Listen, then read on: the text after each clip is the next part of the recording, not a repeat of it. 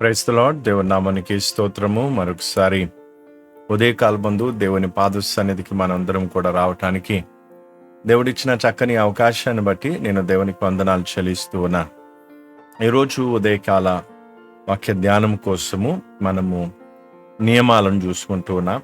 613 నియమాలలో నుండి మొదటి పార్ట్ని మనం చూసుకున్నాం. అందులో దేవుని గురించి ఏవైతే నియమాలు ఉన్నాయో వాటి గురించి మనం చూసుకున్నాం. ఇప్పుడు రెండో భాగంలో మనం ఇందులో నుంచి రెండో భాగాన్ని మనము చూసుకోబోతున్నాం. రెండో భాగంలో మనం చూస్తున్నట్లయితే తోరా గురించి దేవుడు ఇచ్చినటువంటి నియమాల గురించి, అంటే అందులో ఇచ్చిన తోరా గురించి ఏదైతే మనకు రాయబడి ఉందో దాని గురించి మనం ఇక్కడ కొన్ని విషయాలు మనము చూడబోతున్నాం. కాబట్టి దయచేసి అందరూ కూడా ప్రార్థన పూర్వకంగా ఈ మాటలు వినాలని మనం చేస్తూ ఉన్నాం. తోరాలో మనం చూసినట్లయితే తోరా అంటే ఏంటి అనేది ఒకసారి రఫ్గా మనం చూసుకున్నట్లయితే, తోరా అనేది పాత నిబంధనలో ఉన్నటువంటి 5 పుస్తకాలను కలిపితే మనం తోరా అని మనం పిలవచ్చు. ఆదికాండము, నిర్గమకాండము, లేవ్యకాండము, సంఖ్యాకాండము, ద్వితీయోపదేశ కాండం అనేది వీటిని మనము అక్కడ తోరాగా మనం చూసుకోవచ్చు. అయితే ఈ 5 కాండాల్లో దేవుడు మనకు అక్కడ ఇచ్చినటువంటి, ఇశ్రాయేలు ప్రజలకు ఇచ్చినటువంటి ఆజ్ఞ ఏంటంటే, లేవ్యకాండం 19:32లో తల నెరిసిన వాని ఎదుట లేచి ముసలి వాని ముఖమును గనపరిచి నీ దేవునికి భయపడవలెను, నేను యెహోవా. అంటే ఇక్కడ తల నెరిసిన వాని ఎదుట లేచి ముసలి వాని ముఖమును గనపరిచి నీ దేవునికి భయపడవలెను, నేను యెహోవా. ఇదే ఇక్కడ మనం ఇంగ్లీష్లో మనం చూసినట్లయితే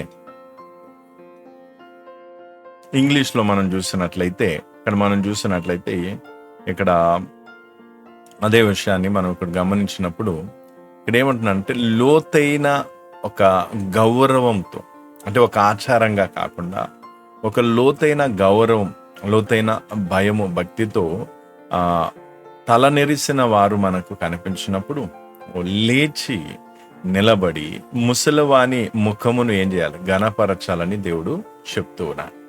కాబట్టి ఇక్కడ మనము అర్థం చేసుకోవాల్సిన ముఖ్యమైన విషయం ఏంటంటే, తల నెరిసిన వారిని మరియు ముసలి వారిని ఏం చేయాలి, గౌరవించాలి. దేవుని వాక్యములో, తోరాలో ఎంతో స్పష్టంగా దేవుడు ఇశ్రాయేలు ప్రజలకు చెప్పినటువంటి మాట.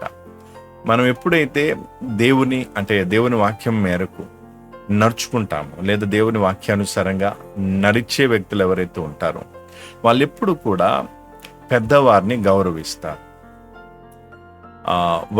వయసు మీరిన వారిని, లేదా తల నెరిసిన వారిని, వాళ్ళ స్త్రీలు కావచ్చు, పురుషులు కావచ్చు, వాళ్ళ తల్లే కావచ్చు, తండ్రి కావచ్చు, వాళ్ళు ఎవరైనా సరే వారిని గౌరవిస్తారు.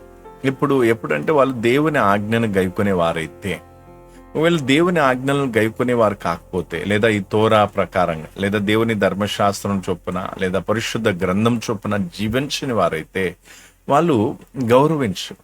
వాళ్ళు పెద్దవారిని దూషించడం, నిందించడం, కొట్టడం, తిట్టడం, లేదా వారి వయసును అలుసుగా తీసుకొని, అంటే వీళ్ళు ముసలి వీళ్ళు ఏం చేస్తారని వారిని ఇలా రకరకాలుగా చేయటం అనేది జరుగుతుంది. ఇప్పుడు లోకంలో మనం చూస్తే, అన్ని జనాంగంలో కానీ ఇతర వర్గాలలో మనం చూసినట్లయితే, ఇతర గుంపుల్లో మనం చూస్తే పెద్దవారికి ఎలాంటి గౌరవం అనేది ఇవ్వరు. ఎందుకు అంటే వారికి భయం లేదు. పెద్దవారంటే భయం లేదు, సృష్టికర్తని దేవుడు అంటే కూడా భయం లేదు. కానీ సేమ్ యాజ్ ఇట్ ఈస్గా ఎక్కడ నడుస్తూ ఉందంటే, క్రైస్తవ సమాజంలో ఇది నడుస్తూ ఉంది. కాబట్టి ప్రేమైన దేవుని ఈరోజు మనం అర్థం చేసుకోవాల్సిన విషయం ఏంటంటే, తల నెరిసిన వారిని, అంటే నీకంటే వయసులో పెద్దవాళ్ళు, తల వెంట్రుకలు తెల్లగైన వాళ్ళు ఎవరైనా ఉంటే, వాళ్ళు స్త్రీలే కావచ్చు, పురుషులే కావచ్చు, వారిని గౌరవించమని దేవుని వాక్యం మనకు సెలవిస్తుంది. రిక్వెస్ట్ చేయటం లేదు, సెలవిస్తుంది. అందుకే ఇక్కడ మనం చూసినట్లయితే ఇక్కడ ఎంత చక్కగా ఏమంటున్నాడంటే, వాళ్ళను ఏం చేయాలి? గౌరవించటం వల్ల మనం దేవునికి భయపడుతున్నామని అక్కడ సూచిస్తుంది.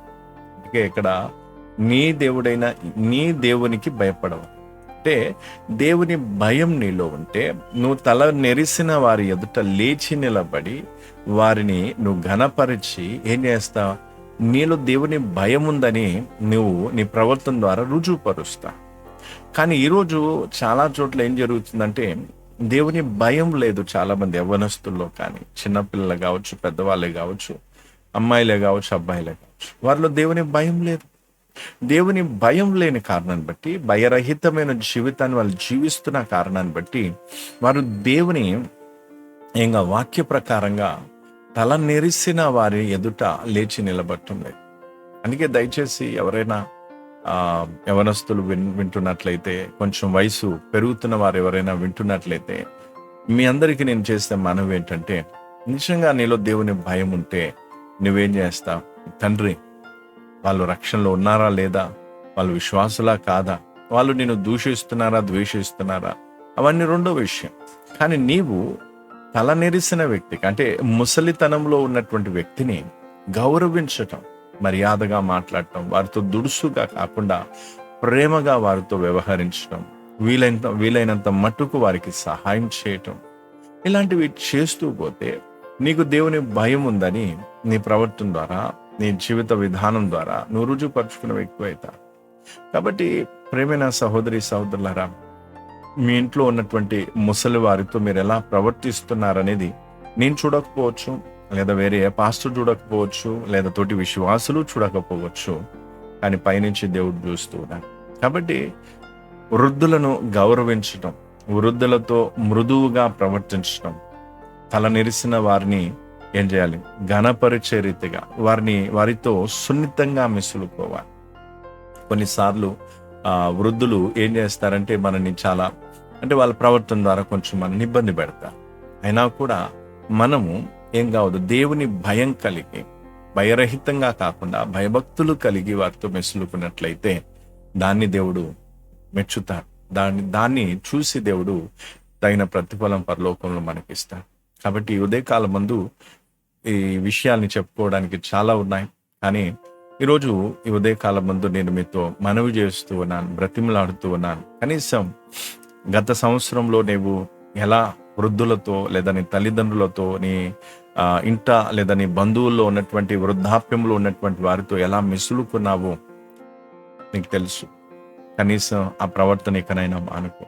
ఆ దుడుసు ప్రవర్తన, భయరహితమైన ప్రవర్తన, ఆ గర్వపు ప్రవర్తన, ఆ తిరుగుబాటు తత్వం మానుకొని కనీసం ఇకనైనా దేవుని వాక్య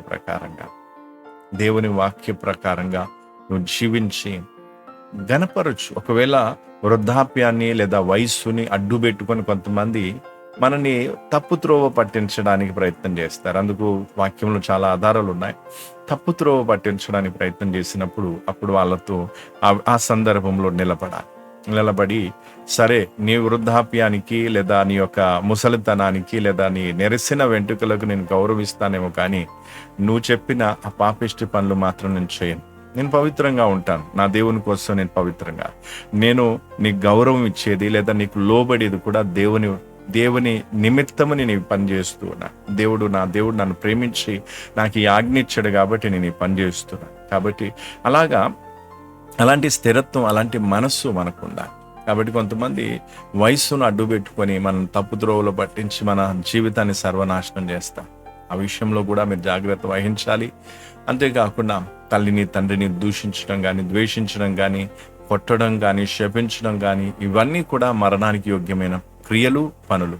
అందుకే మనవి చేస్తూ ఉన్నాను, మీరెవరైనా సరే, ఎక్కడున్నా సరే, దేవుని మహాకృపను బట్టి ఈ యొక్క వాక్యాన్ని దేవుడు మీకు అందిస్తూ ఉన్నాడు. ఎందుకంటే వాక్య ప్రకారంగా మీరు లేని కారణాన్ని బట్టి దేవుడు గతంలోనే శిక్షించి ఉంటే ఈ సంవత్సరాన్ని, ఈ నూతన సంవత్సరంలో ఈ జరుగుతున్న ఈ రోజులను మనం చూసేవారం కాదు. కాబట్టి దేవుడు మనల్ని ప్రేమిస్తున్నాడు ఇంకా, అందుకే ఈ అవకాశాన్ని ఇస్తూ ఉన్నాను. కాబట్టి ఈ విషయాన్ని ధ్యానించండి, ప్రార్థించండి, పరిశీలన చేసుకోండి, జాగ్రత్తగా మీ జీవితాన్ని సరి చేసుకొని ముందుకు సాగండి.